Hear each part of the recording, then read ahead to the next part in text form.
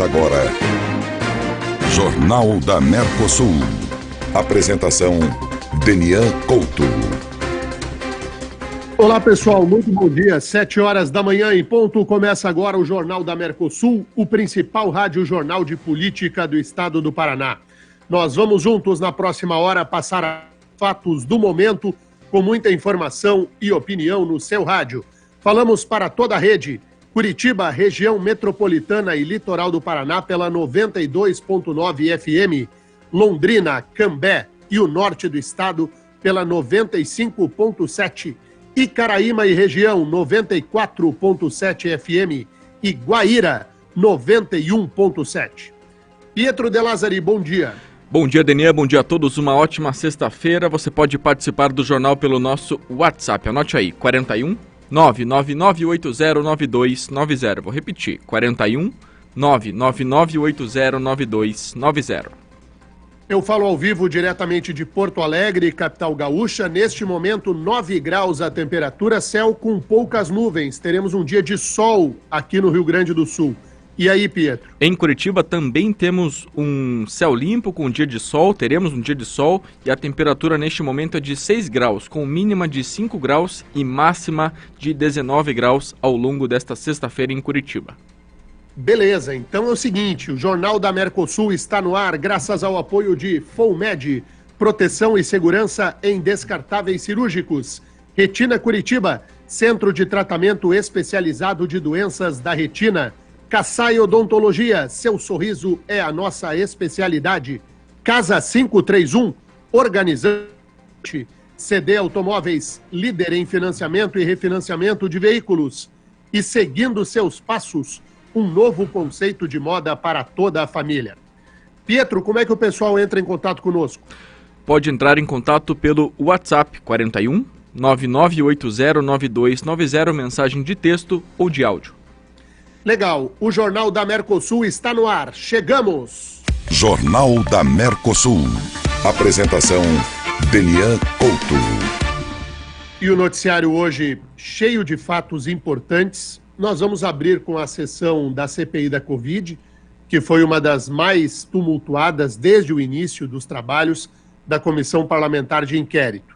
Os senadores da CPI receberam o vendedor autônomo da empresa Davat, que ofereceu ao Ministério da Saúde uma intermediação na compra de vacinas da Oxford.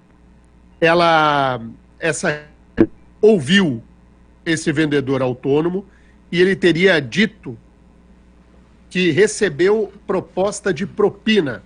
O nome do sujeito é Luiz Paulo Dominguete e ele repetiu aos senadores as declarações que deu ao jornal Folha de São Paulo de que existia um esquema dentro do Ministério da Saúde. Para cada dose de vacina vendida, $1 teria que ser pago de propina. São 400 milhões de dólares, uma propina de quase 2 bilhões de reais. Vamos ouvir esse trecho da fala do vendedor de vacinas, Luiz Paulo Dominguete. O pedido dessa majoração foi exclusivamente do senhor Roberto Dias. Qual era a proposta de propina? Qual era o valor? Era $1 por dose. $1 por dose? Sim, senhor, excelência. R$3,50, excelência, a primeira proposta. R$3,50. R$3,50 a primeira proposta.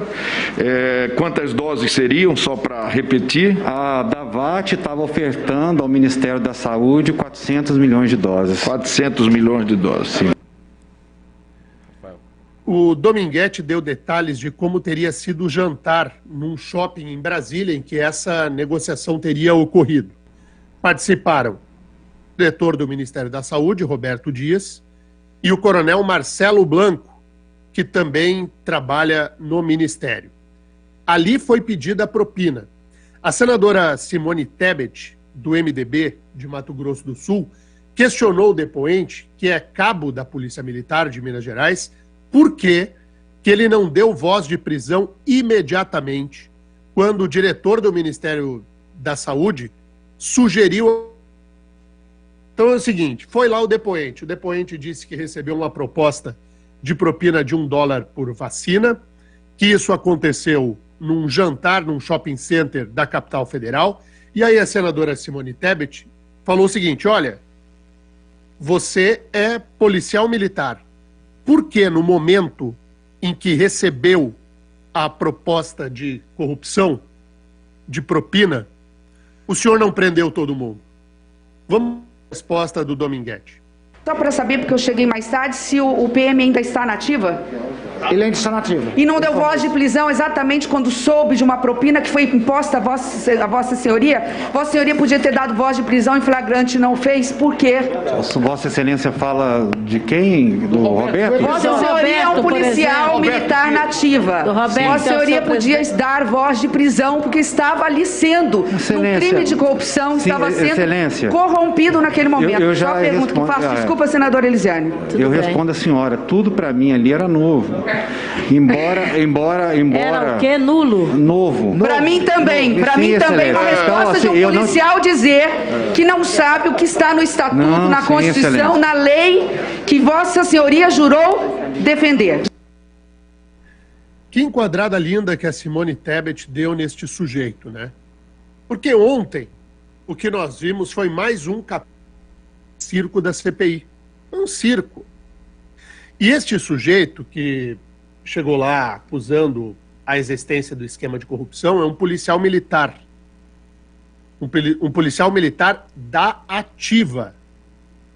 Portanto, PM no exercício da sua função. Que, além da atuação como policial militar, faz bico, né? Porque o policial militar é um servidor militar do Estado, no caso de Minas Gerais. E ele faz um bico como intermediário de uma empresa que oferece vacinas ao governo.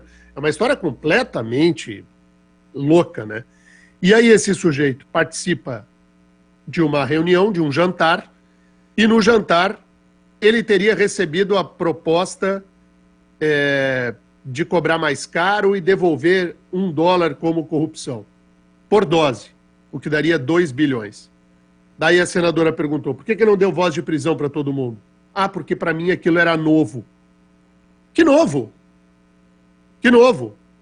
Você está numa reunião, tem uma proposta de corrupção, você é um policial e se você é sério, você prende todo mundo ali na hora, no momento. Tá certa a senadora Simone Tebet? Você pode ter todo tipo de reserva ao trabalho da Simone Tebet e senadores da CPI. Mas se está acontecendo um crime em flagrante, qualquer pessoa pode prender a outra em flagrante delito, não precisa ser policial. O crime em flagrante, ele pode ter a atuação de qualquer cidadão. Aí é uma situação. Agora, se você é policial e você está presenciando um crime, aí você não tem escolha. Você tem o dever de ofício. Tem o dever. Ele depois disse, mas não era o meu estado, eu não estava em Minas Gerais. Tentou dar uma dourada na pílula. O fato é o seguinte, é tudo picareta. Tudo picareta, é uma picaretagem, inclusive a denúncia, que eu espero que a Polícia Federal e que o Ministério Público sejam capazes de realizar uma investigação feita e precisa e que possa punir, se for o caso, as pessoas envolvidas. Este Dominguete, que foi ontem a CPI, ele mais atrapalhou do que ajudou. E ajudou, isso sim, a aumentar o circo que esta CPI significa. Agora, por que não prende, né? Não prende porque está junto no esquema. Essa é a verdade dos fatos. 7h09 agora. E aí, Pietro? Ainda sobre a CPI da Covid, a comissão bateu o martelo sobre a decisão de adiar o depoimento do deputado federal Luiz Miranda do DEM, marcado para a próxima terça-feira. A sessão secreta foi suspensa e dará lugar à oitiva da funcionária do Ministério da Saúde, senhora Regina Célia Silva de Oliveira. Ela é apontada como a responsável por autorizar e fiscalizar a importação da vacina indiana Covaxin, mesmo com divergências em relação ao contrato original. Então, teremos muito pano para manga ainda sobre esse assunto na Comissão Parlamentar de Inquérito da Covid. E quem está full pistola com a CPI da Covid é o deputado federal Ricardo Barros, do Progressistas do Paraná. Porque o Ricardo Barros ele teria sido chamado para falar a CPI na quinta-feira e foi adiado o depoimento dele e ele está louco para ir. Ele fica pedindo no Twitter: senhores senadores, me convoquem o quanto antes. Ele quer e os senadores estão empurrando para frente o depoimento do deputado federal Ricardo Barros, que é líder do governo Bolsonaro na Câmara Federal. 7h10 agora. Você está ouvindo Jornal da Mercosul. Jornalismo sem medo de dizer a verdade. E enquanto nós estamos envolvidos aí com a questão da Covid-19, o presidente da República, Jair Bolsonaro, está com um pensamento fixo no voto impresso, né, Pietro? Exatamente. O presidente Bolsonaro afirmou a apoiadores na saída do Palácio da Alvorada que 3 ministros do Supremo Tribunal Federal estariam se articulando para barrar a proposta do voto impresso auditável em tramitação no Congresso. Sem mencionar nomes de ministros ou apresentar provas sobre a suposta articulação, Bolsonaro disse que o ex-presidente Lula seria favorecido na disputa presidencial nas eleições de 2022. Vamos ouvir. A conversa começou assim: olha, nós temos que melhorar esse valor. Deu uma articulação de 3 ministros do Supremo para não ter o voto auditável. Se não tiver, vai ter que ter. Eles vão ter que apresentar uma maneira de termos uma eleições limpas. Se não tiver, vão ter problemas o ano que vem. Eu estou me antecipando a problemas para o ano que vem. O voto auditável, para ter a certeza de que o povo votar, vai ser eleito. Como está aí, a fraude está escancarada. E não vai ser só para presidente, não vai ser para governador, para senador, fraude. Agora, se essa articulação prosperar, esses 3 vão ter que inventar uma outra maneira de termos eleições confiáveis, com a contagem pública de voto. Caso contrário, vamos ter problemas no ano que vem no Brasil. Eu estou antecipando porque a minha, que eu estou falando aqui, é a expressão da democracia, tá? É a transparência. Não adianta vir com o argumentozinho que é muito caro, dinheiro tem. Já está arranjado dinheiro para as eleições, para comprar impressora. Então nós queremos eleições limpas no ano que vem. Amém. Porque tirar o Lula da cadeia, tornar ele elegível, para ele ser presidente na fraude. Isso não vai acontecer. O presidente Bolsonaro, depois, um pouco mais tarde, na live, ele disse que não entregará a faixa presidencial em caso de fraude nas eleições do ano que vem. Vamos ouvi-lo. Eu aceito qualquer um que se eleja o ano que vem, eu passo a faixa numa boa, mas numas eleições limpas. Esse voto eletrônico apenas, digo mais, com toda certeza, a fraude não será apenas para presidente, será para governadores, para senadores, deputados federais, estaduais. E daí, pessoal, vocês vão falar o quê? Quem está contra o voto auditável. Daí ele perdeu a eleição. Ele tem certeza que ganhou. Ele vai reclamar para quem? Para o Papa? Daniel. O presidente da República, Jair Bolsonaro, tem 2 pontos que eu quero te chamar a atenção do presidente da República. O primeiro é o fato de ele jogar todo o holofote presidencial, da cobertura da presidência da República sobre essa situação. Com isso, ele desvia o foco daquilo que hoje é ruim para o governo, que é o debate sobre a questão da vacina. Então, ele desvia o foco, joga o foco para a urna eletrônica, para o voto auditável. Então, ele tira o leme da notícia daquilo que lhe machuca politicamente e joga para um outro tema. Então, primeiro ponto é por que o presidente Bolsonaro está falando disso? Por estratégia. Por tirar a discussão de um ponto, ele joga para outro. Então, esse é a largada da nossa opinião. E segundo, a questão do voto impresso, que o presidente da República insiste, ele é refém de suas próprias bravatas.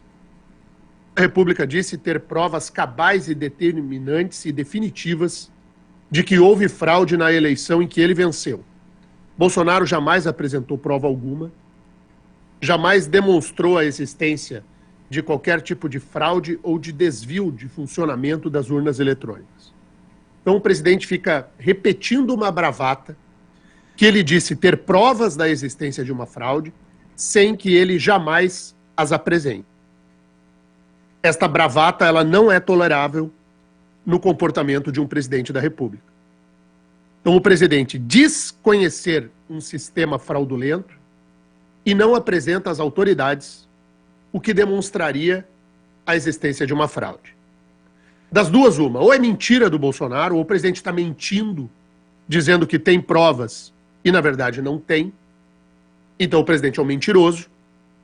Ou, de fato, ele tem e não apresenta. Ao não apresentar, o presidente prevarica.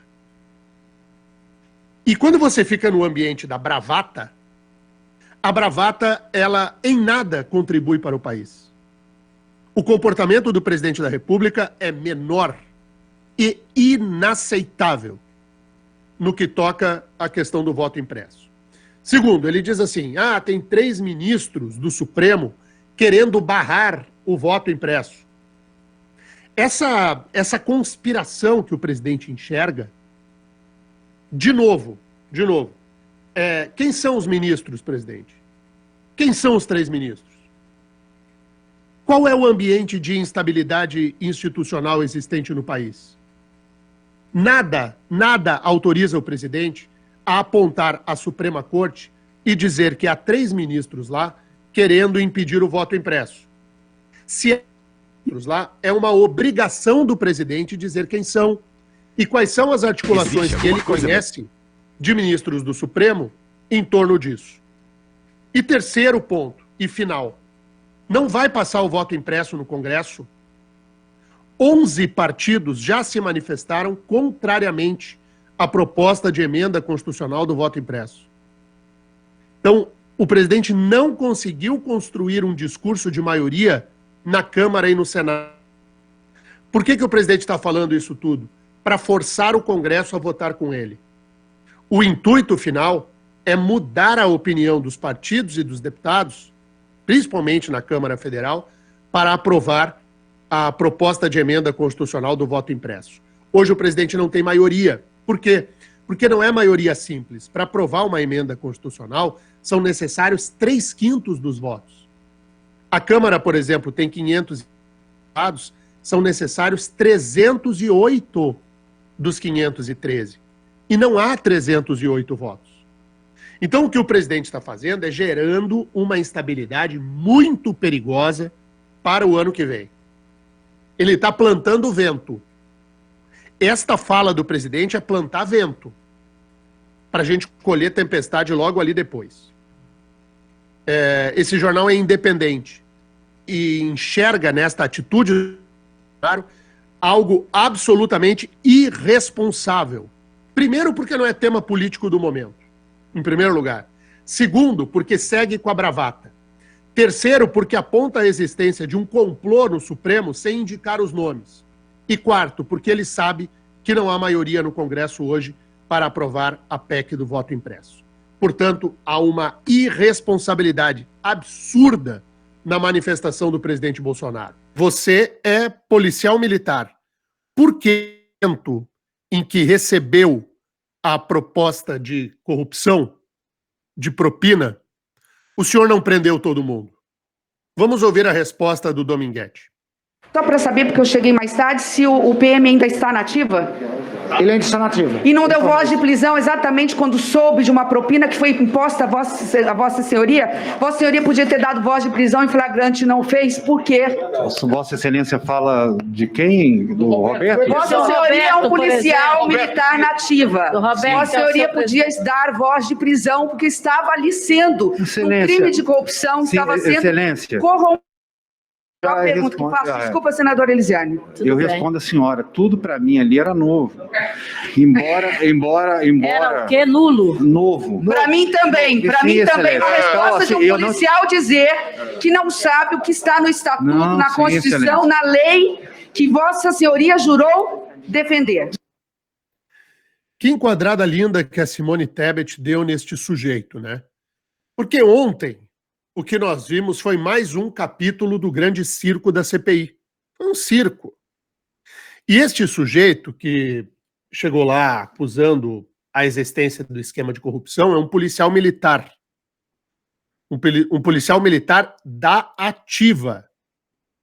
Portanto, PM no exercício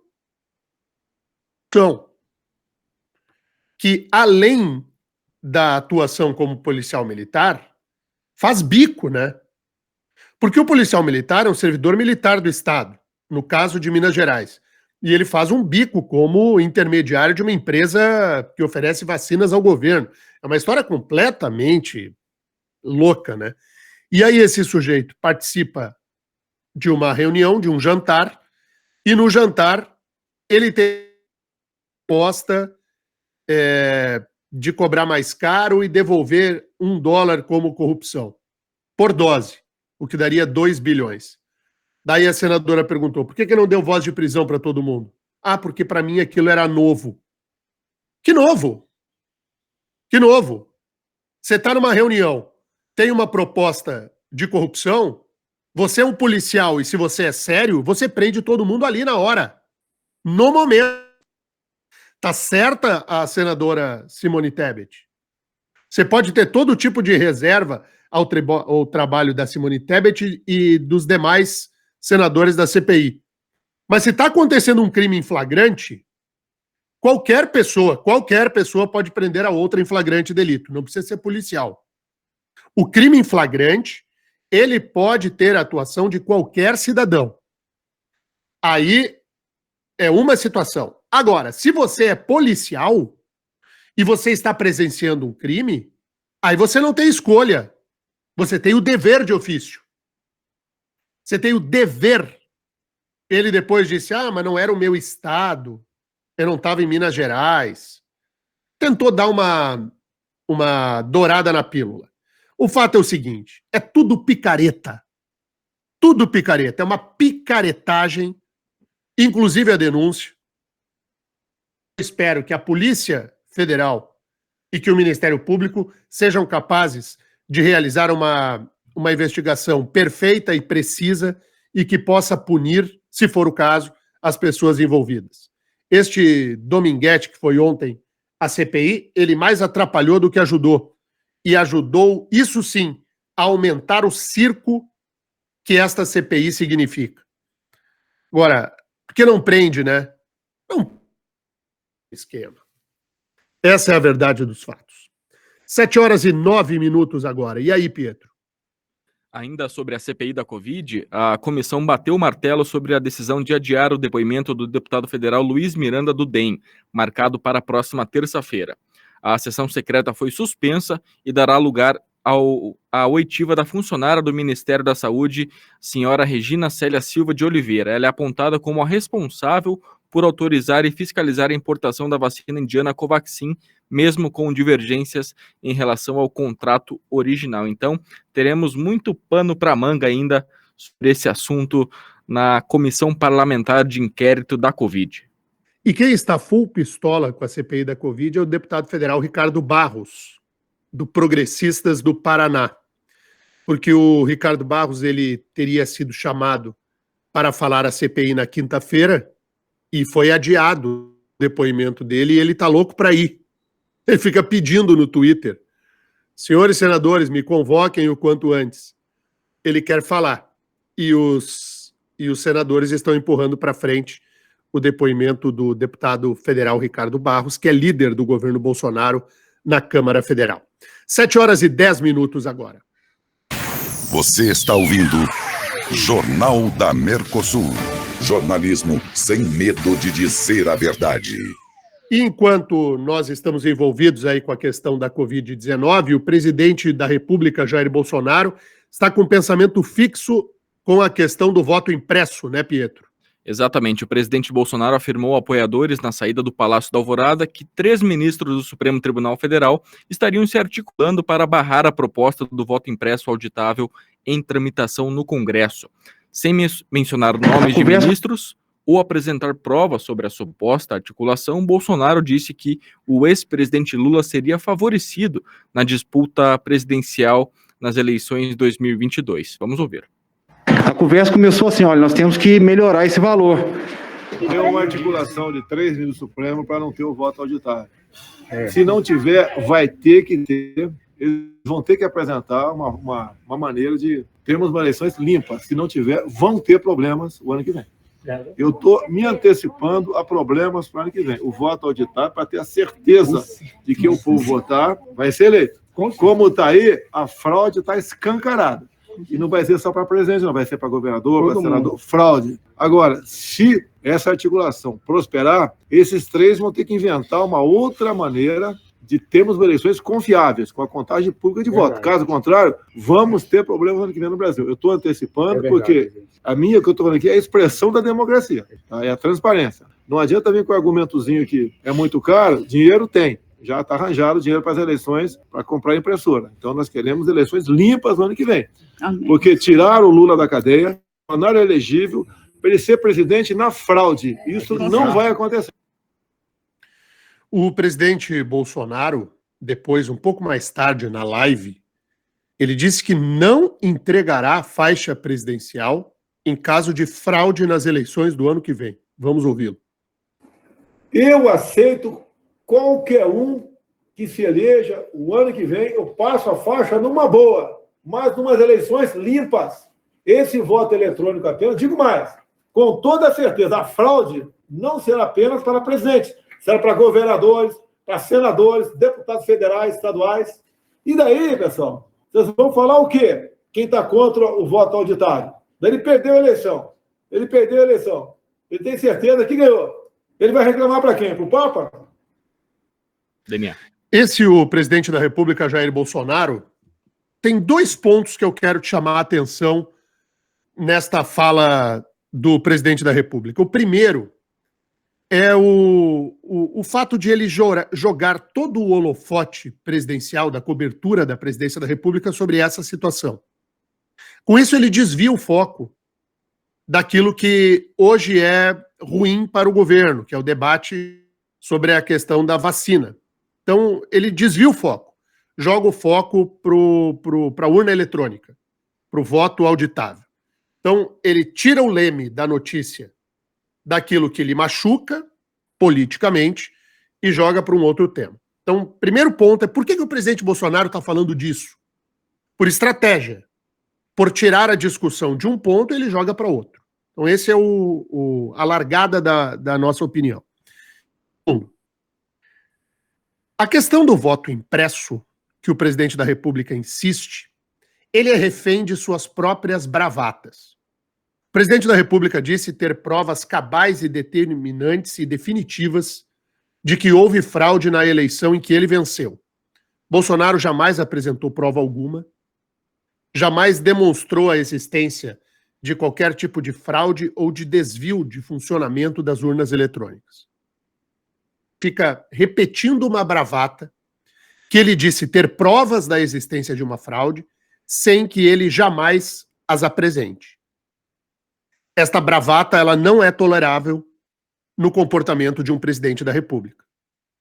Então, o presidente diz conhecer um sistema fraudulento e não apresenta às autoridades o que demonstraria a existência de uma fraude. Das duas, uma. Ou é mentira do Bolsonaro, mentindo, dizendo que tem provas e, na verdade, não tem. Então, o presidente é um mentiroso. Ou, de fato, ele tem provas e não apresenta. Ao não apresentar, o presidente prevarica. E quando você fica no ambiente da bravata, a bravata, ela em nada contribui para o país. O comportamento do presidente da República é menor e inaceitável no que toca à questão do voto impresso. Segundo, ele diz assim, tem 3 ministros do Supremo querendo barrar o voto impresso. Essa conspiração que o presidente enxerga, de novo, quem são os ministros, presidente? Quem são os 3 ministros? Qual é o ambiente de instabilidade institucional existente no país? Nada o presidente a apontar à Suprema Corte e dizer que há 3 ministros lá querendo impedir o voto impresso. Se há 3 ministros lá, é uma obrigação do presidente dizer quem são e quais são as articulações que ele conhece de ministros do Supremo em torno disso. E terceiro ponto, e final, não vai passar o voto impresso no Congresso? 11 partidos já se manifestaram contrariamente à proposta de emenda constitucional do voto impresso. Então, o presidente não conseguiu construir um discurso de maioria na Câmara e no Senado. Por que o presidente está falando isso tudo? Para forçar o Congresso a votar com ele. O intuito final é mudar a opinião dos partidos e dos deputados, principalmente na Câmara Federal, para aprovar a proposta de emenda constitucional do voto impresso. Hoje o presidente não tem maioria. Não é maioria simples. Para aprovar uma emenda constitucional, são necessários 3/5 dos votos. A Câmara, por exemplo, tem 513 deputados, são necessários 308 dos 513. E não há 308 votos. Então, o que o presidente está fazendo é gerando uma instabilidade muito perigosa para o ano que vem. Ele está plantando vento. Esta fala do presidente é plantar para a gente colher tempestade logo ali depois. Esse jornal é independente e enxerga nesta atitude do presidente Bolsonaro algo absolutamente irresponsável. Primeiro, porque não é tema político do momento, em primeiro lugar. Segundo, porque segue com a bravata. Terceiro, porque aponta a existência de um complô no Supremo sem indicar os nomes. E quarto, porque ele sabe que não há maioria no Congresso hoje para aprovar a PEC do voto impresso. Portanto, há uma irresponsabilidade absurda na manifestação do presidente Bolsonaro. E vejam, eu não estou falando aqui se sou favorável ou contrário ao voto impresso. Eu sou a favor, os ouvintes sabem disso. Por mim, tem o voto impresso justamente para acabar com esse tipo de discurso. Eu sou favorável ao voto impresso. Não faço e não misture, por favor, você aí do outro lado do rádio, o que é o mérito da discussão, voto impresso, para o que é o comportamento do presidente. O comportamento do presidente é absolutamente insano do ponto de vista político. Porque seja qual for o resultado agora, Pietro, imagine o seguinte, tem eleição no ano que vem, ganha o Lula, ganha o Denian, ganha o Pietro, ganha quem quer que seja. O que o Bolsonaro dirá? Que teve fraude. Ele já está plantando a não aceitação do resultado da urna, se for contrariamente a ele. Ele está se vacinando. Um discurso de vacina política. Isso não é possível. Nós não podemos conviver com esse grau de instabilidade. Então, o Congresso Nacional precisa apreciar logo essa PEC, essa proposta de emenda constitucional, seja para aprová-la, seja para rejeitá-la. Enquanto o discurso do presidente estiver solto nesse sentido, o Brasil vive uma tremenda instabilidade institucional. Diga lá, Pietro. O presidente Jair Bolsonaro também falou sobre o super pedido de impeachment apresentado contra ele por parlamentares e entidades da sociedade civil. Bolsonaro classificou os signatários como pessoas que não têm o que fazer e disse que a maioria do parlamento está sintonizada com o seu governo. Vamos ouvir. Super impeachment. Faltou você que trazer aqui as acusações, né? Genocida, não usa máscara, coisa grave, hein? Não usa máscara, fez motociata. A outra acusa super impeachment. São pessoas realmente que não têm o que fazer para ajudar o Brasil, certo? Não tem o que fazer, fica inventando essas questões aí para atrapalhar a vida de quem produz. Deixo claro que a maioria do parlamento está perfeitamente sintonizada, né? Me apoio, eu os apoio também, tem um interesse duplo, né? Muitos parlamentares querem obras para suas áreas, que é muito importante. Denian. Bom, nesta fala o presidente tem razão. O super pedido de impeachment não passa de um grande xiste, uma piada que não tem qualquer cabimento. Então, nesse ponto, o Bolsonaro está certo. Esse super pedido de impeachment é o carreteiro da política, conforme eu disse ontem aqui. Pegou todas as sobras dos processos de impeachment anteriores, juntou tudo num só, apresentou com pompa e circunstância, reuniu Kim Kataguiri, Joyce Hasselman, Alexandre Frota e Gleice Hoffmann, capitaneados pelo Guilherme Boulos, imagina, e todos eles unidos e irmanados num pedido de impeachment que não tem qualquer cabimento neste momento. 7h21 agora. Você está ouvindo Jornal da Mercosul. Jornalismo sem medo de dizer a verdade. Vamos abrir espaço aos ouvintes, eles que mandam no jornal. Diga lá, Pietro. Tem mensagem do Elcio Koleski aqui no Jornal da Mercosul. Solta aí. Bom dia, Pietro, Denian, ouvintes da Mercosul, Elcio Koleski. Essa história de voto auditável é pura balela, é pura desculpa para justificar já uma eventual derrota nas eleições do ano que vem. Bolsonaro precisa parar com isso. Bolsonaro precisa aprender a respeitar o nosso Supremo. Abraços. Tem mais aí, Pietro? Tem mais, tem participação do James, ele fala aqui de Curitiba. Bom dia, Daniel. Bom dia, Pietro. Aqui é o James, da SOS Empilhadeiras Curitiba.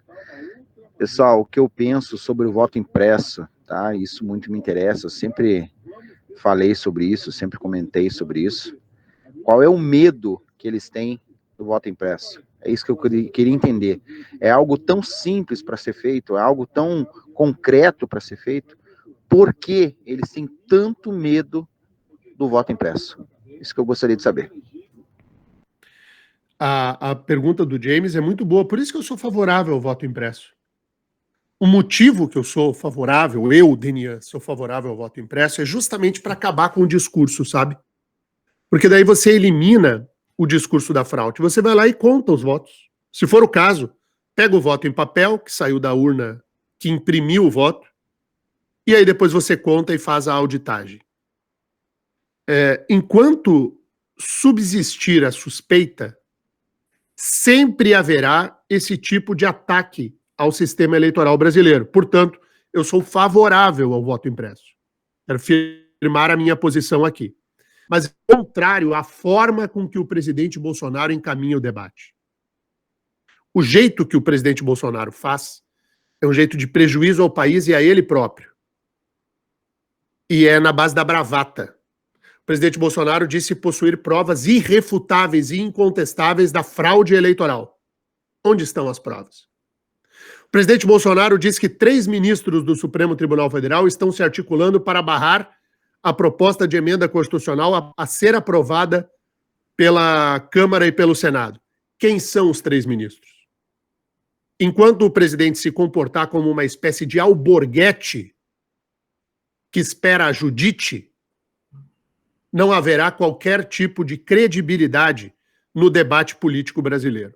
O debate político brasileiro ele é comprometido por conta de discursos irresponsáveis como este do presidente da República. O que mais, Pietro? Temos mensagem do Wellington Dias aqui no Jornal da Mercosul. Vamos ouvir. Bom dia, Denian. Bom dia, Pietro. Bom dia a todos. Wellington Azevedo, de Almirante Tamandaré. Denian, na verdade, o Bolsonaro fica com esses sofismas aí, e aí, né, ele joga pra galera mesmo, e cada vez mais o negócio fica polarizado.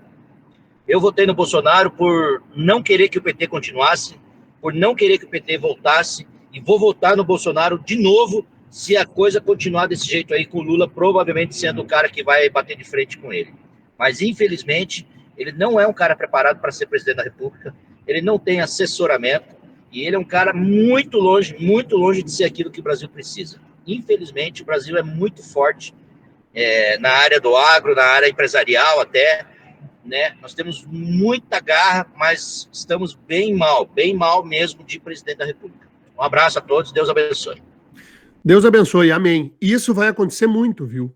A fala do nosso ouvinte lá de Tamandaré, um abraço a todos de Almirante Tamandaré, vai se repetir de novo. E eu tenho insistido muito aqui de que o presidente Bolsonaro, se a eleição chegar polarizada no ano que vem, o presidente Bolsonaro, embora não tenha a simpatia direta de muitos eleitores, muitas pessoas acabarão por tentarão reeleger o presidente para evitar a volta do PT. Nós já vivemos isso em 2018 e podemos ter uma reprise agora no ano que vem, em 2022. Eu não mudo uma única palavra do que disse o nosso ouvinte, eu concordo com ele. Se a situação se endereçar para essa disputa em segundo turno no ano que vem, que alternativa entre Lula e Bolsonaro? O que mais, Pietro? Tem mais participação dos ouvintes? Tem mais, tem mensagem do Rodrigo, ele fala aqui de Curitiba. Bom dia, Denian, Pietro, Rodrigo de Curitiba. Simples. O voto impresso faz um plebiscito. Faz um plebiscito e respeita a vontade do povo. O poder não emana do povo? né? Democracia. Então faz um plebiscito. A população vai escolher. Nessa situação aí, os dois lados estão errados, né? Os dois lados, Bolsonaro e o outro lado. Porque a gente sabe, Lilian, né, que tem a conspiração no Supremo, existe, né? Haja visto o Lula tá solto e elegível. E o outro bocó aí do Bolsonaro falando merda. Então faz um plebiscito, o poder emana do povo, ele que vai escolher.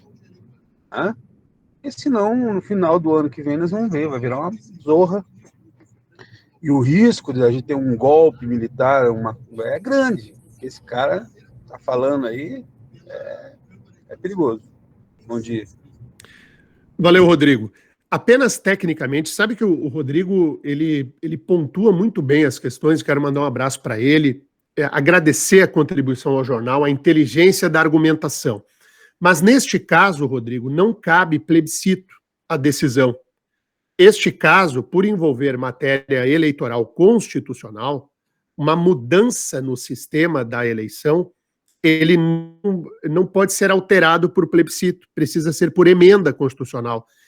E a emenda constitucional se dá pela votação de 3/5 em 2 turnos, na Câmara e no Senado.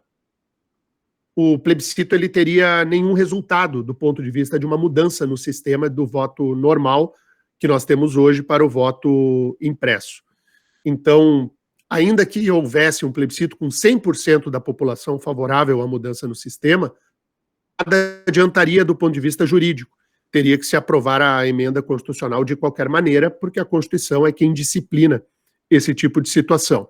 Eu entendo, assino embaixo de que o poder emana do povo, de que os nossos representantes precisam fazer aquilo que é de interesse público e de vontade da população, mas não dá o caminho do plebiscito. O plebiscito não resolve esse tipo de situação. O que mais, hein, Pietro? Tem mais uma antes do... Quero falar do Eduardo Leite, governador do Rio Grande do Sul, que é o primeiro nome da terceira via a ganhar um destaque aí nessa semana. Diga lá. Vamos com os nossos ouvintes. Tem mensagem direto de Londrina, o Darli Bispo. Vamos ouvir. Fala, Daniel. Fala, Pietro. Darli Bispo de Londrina. Realmente eu não sou bolsonarista, eu sou anti-PT, é diferente, né? Gostaria que tivesse um nome forte para sair dessa polarização Bolsonaro e Lula. Porém, se for de Lula, então vamos ter que ir de Bolsonaro. Mas, como diz o colega aí ouvinte, penso da mesma forma. O Brasil é muito grande para um Bolsonaro e muito maior para continuar na mão do esquerdopata. Bom dia a todos, bora! Bora! Então você está percebendo, né? Os nossos ouvintes, eles trazem um retrato antecipando aquilo que é o debate eleitoral do ano que vem. Quero agradecer demais a todos os ouvintes que participaram, aqueles que mandaram mensagem que não deu tempo ainda de nós soltarmos, e todos aqueles que ficam que nem louquinho conversando com a gente, enquanto a gente está falando no rádio, ficam conversando comigo, me xingando, me elogiando. E esse jornal, a grande graça e o que faz o Jornal da Mercosul ser o que ele é esse jornal plural, aberto, de respeito às opiniões e de ser absolutamente independente. Quem sustenta esse jornal no ar, eu gosto sempre de dizer, são os nossos anunciantes. E quem está conosco, eu vou reiterar o nome dos nossos anunciantes aqui, para que você que está nos ouvindo prestigie. Se puder, consuma, compre, faça negócios com aqueles que sustentam esse jornal. FOMED, Proteção e Segurança em Descartáveis Cirúrgicos. Retina Curitiba, Centro de Tratamento Especializado de Doenças da Retina. Kassai Odontologia, seu sorriso é a nossa especialidade. Casa 531, organizando o seu ambiente. CD Automóveis, líder em financiamento e refinanciamento de veículos. E seguindo seus passos, um novo conceito de moda para toda a família. São esses anunciantes que estão conosco. Aqui não tem um único centavo de dinheiro público. Aqui não tem propaganda do governo municipal. Aqui não tem publicidade do governo Ratinho Júnior. Aqui não tem um único centavo do governo federal. Esse jornal é independente e pode emanar a nossa opinião, aquilo que nós pensamos, dando nome aos bois, sem o rabo preso com ninguém, porque não tem dinheiro público. Por isso que eu digo que nós somos o principal jornal de política do estado do Paraná. Aqui não vem dinheiro carimbado da administração pública para que se passe o pano naquele que governa. Você pode concordar comigo ou discordar de mim, mas o que nós fazemos aqui é baseado e calcado ou aquilo que eu percebo como certo. Mas só que eu não sou o dono da verdade. Por isso que nós gostamos tanto de abrir as vozes aos ouvintes, para que eles comentem e façam desse jornal, hoje, um pilar do jornalismo livre no estado do Paraná. 7h32. Pietro, eu vou pedir para você trazer a notícia do governador do Rio Grande do Sul, Eduardo Leite, que foi parar em primeiro lugar nos trending topics do Brasil e o candidato à presidência da República produziu ontem um fato novo. Diga lá, Pietro. O governador do Rio Grande do Sul, Eduardo Leite, do PSDB, foi entrevistado do programa Conversa com Bial da Rede Globo de São Paulo, onde discute as prévias do PSDB para as eleições à presidência da República. O governador mais jovem do Brasil falou sobre a sua orientação sexual, assumindo publicamente homossexual pela primeira vez. Vamos ouvir. Mas nesse Brasil com pouca integridade nesse momento, a gente precisa debater o que se é, né, para que se fique claro e não se tenha nada a esconder. Eu sou gay. E sou um governador gay. Não sou um gay governador, quanto Obama nos Estados Unidos não foi um negro presidente, foi um presidente negro e tenho orgulho disso. DNA. Rio Grande do Sul, Eduardo Leite. O governador gaúcho está correndo estados da federação para falar com o PSDB. Neste fim de semana ele estará em Curitiba, inclusive, conversando com os tucanos do Paraná. E o governador Eduardo Leite está posto como pré-candidato à presidência da República. Para muitos no Brasil, o fato do Eduardo Leite ter sido divulgada por ele mesmo é uma surpresa. No Rio Grande do Sul, não.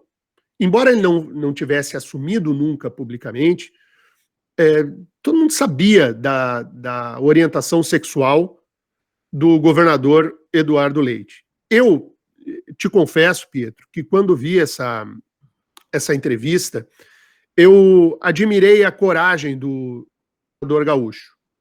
Isso é um ato de coragem. O Rio Grande do Sul é um dos mais conservadores estados brasileiros.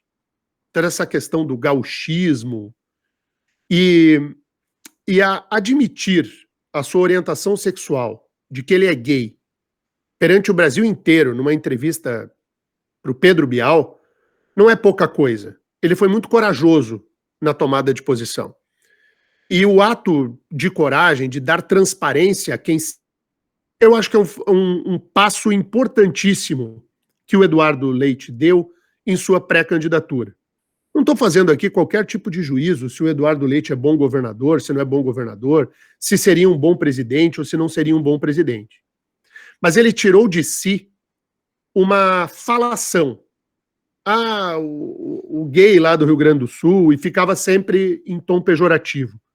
Quando o governador gaúcho assume a sua orientação pública numa emissora em rede nacional e diz que tem orgulho disso, ele põe uma pedra, ele sepulta esse tipo de crítica.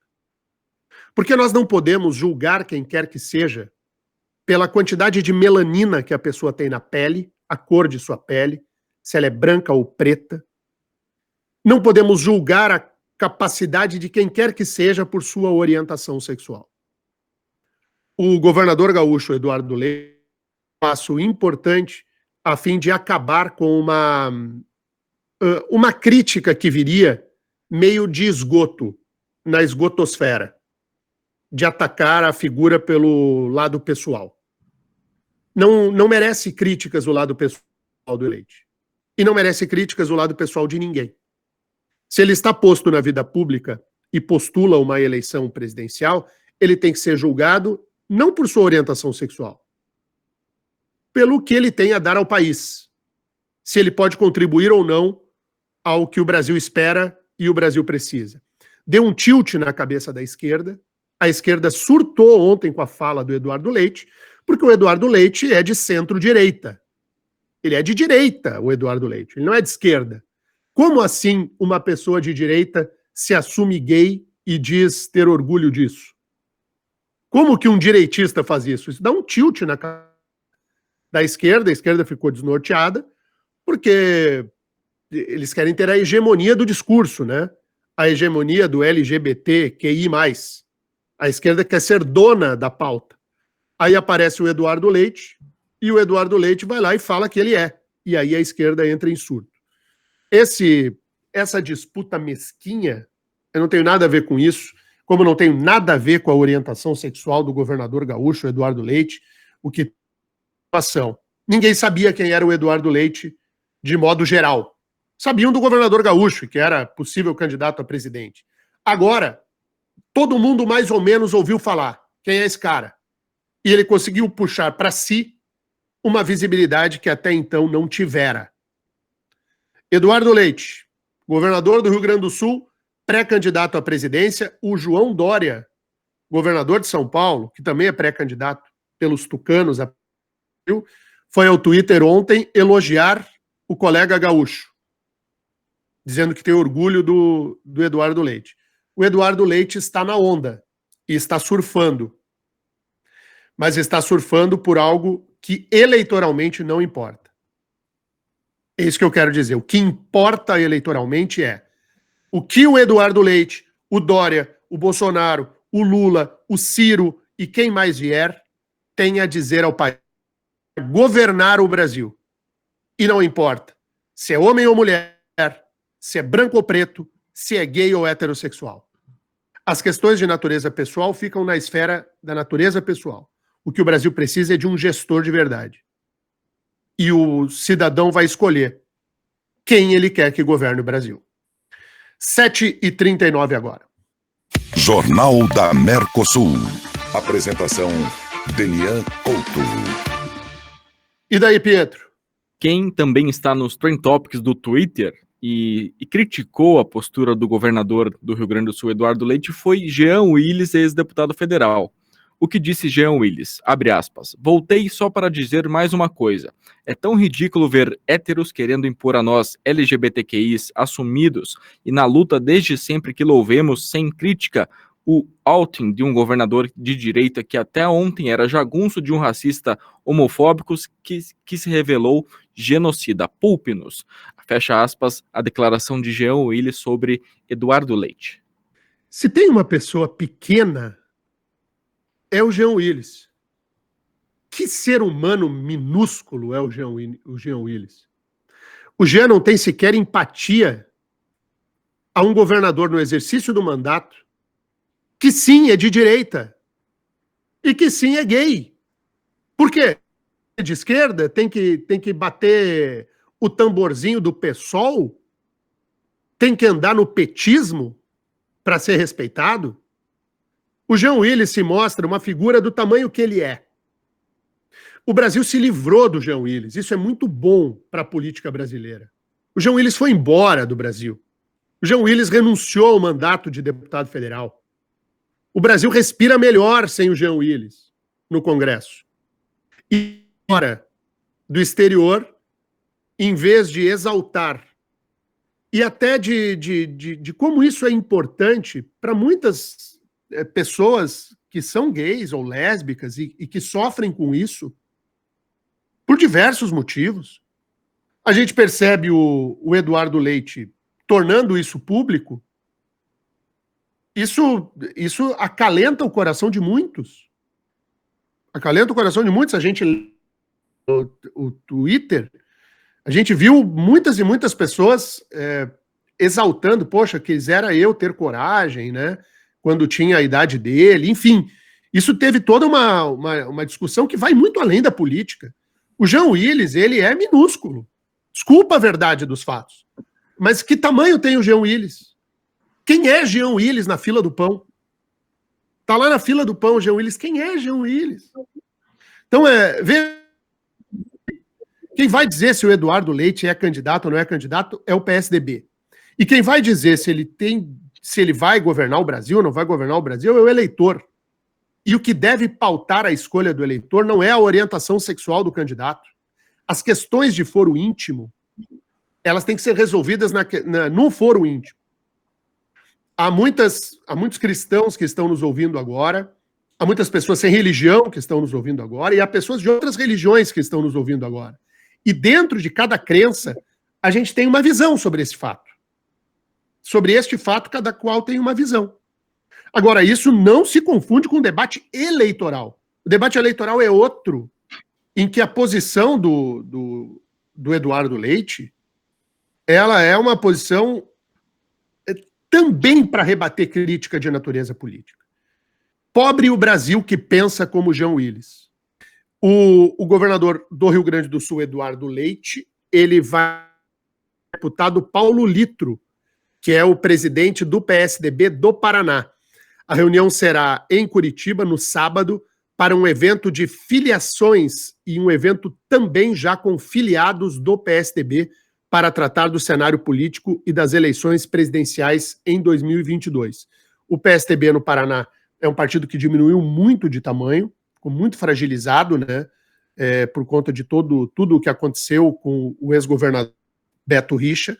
O PSDB minguou. Para se ter uma ideia, o PSDB não tem nenhum vereador em Curitiba, não elegeu nenhum vereador, tem uma composição muito pequena na Assembleia Legislativa e tentará se reerguer agora para o pleito do ano que vem. O PSDB, se tiver um candidato potente em nível nacional, cresce, claro, também no nível regional. Sobre ainda o noticiário desta sexta-feira, a Prefeitura de Curitiba decidiu qual será a homenagem ao ex-prefeito e ex-governador Jaime Lerner, que é uma referência no urbanismo mundial, né, no dia 27 de maio. A área que abriga a Pedreira Paulo Leminski e a Ópera de Arame, no bairro Abranches, vai receber o nome de Parque Jaime Lerner, onde será construído um memorial lembrando o legado do urbanista. O projeto prevê também a inclusão do Farol das Cidades, ao lado da Pedreira, ao Parque Jaime Lerner. Segundo o prefeito Rafael Greca, o Farol do Saber terá uma biblioteca dedicada à obra de Jaime Lerner. O que vai ganhar o nome do Jaime em Curitiba? Esse Parque Jaime Lerner. O Parque Jaime Lerner vai abrigar a Pedreira Paulo Leminski, a Ópera de Arame e o Farol, num grande parque, que vai ter um memorial em homenagem ao Jaime Lerner. Outras duas propostas de homenagem ao ex-prefeito estão em tramitação na Câmara de Curitiba. Uma delas é de autoria do vereador Alexandre Leprevô, que tem o objetivo de rebatizar o Parque Barigui de Parque Jaime Lerner. O vereador professor Euler propôs que a Avenida República Argentina troque de nome para Avenida Jaime Lerner. Nenhuma das duas propostas vai prosperar. Nenhuma das duas.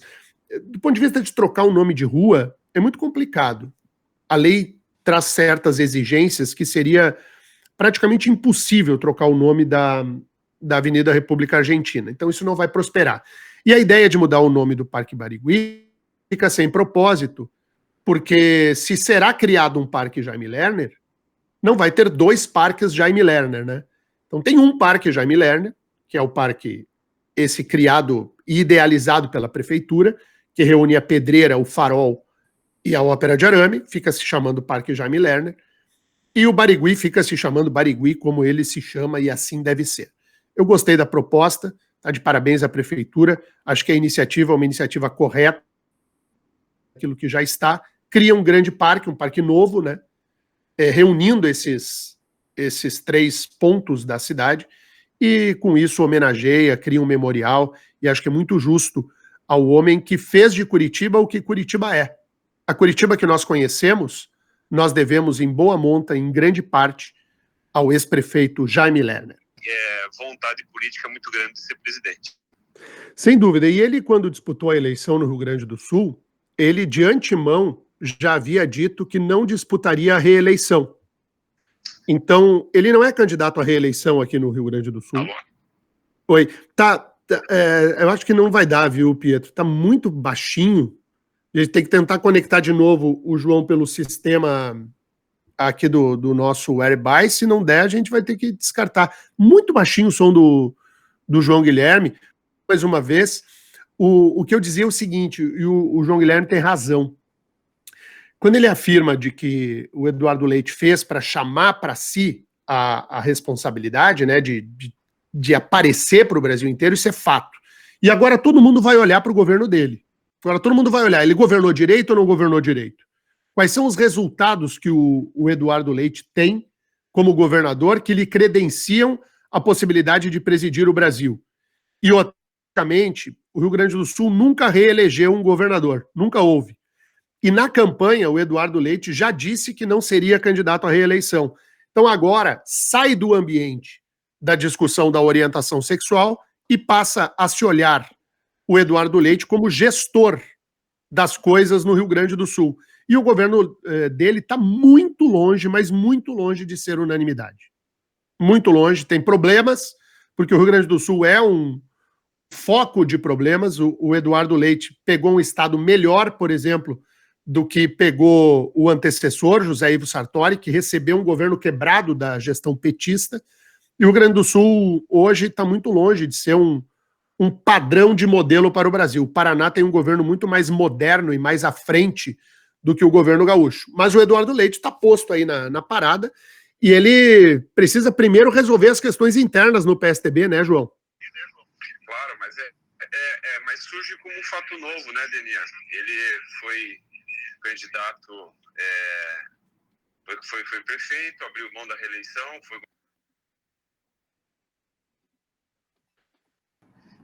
tem um discurso diferente, então é uma opção. Mas eu gostaria de aproveitar e também fazer um comentário aqui sobre uma notícia de uma pesquisa de Fiocruz no Recife, que foi muito importante sobre essa questão do transporte público, dessa questão do Covid, né? Nós já discutimos algumas vezes aqui. E essa é uma pesquisa que refuta muito as ações aqui da Prefeitura de Curitiba, onde a gente teve uma evidência da Prefeitura que não há contaminação dos ônibus, né? E isso não é verdade por essa pesquisa.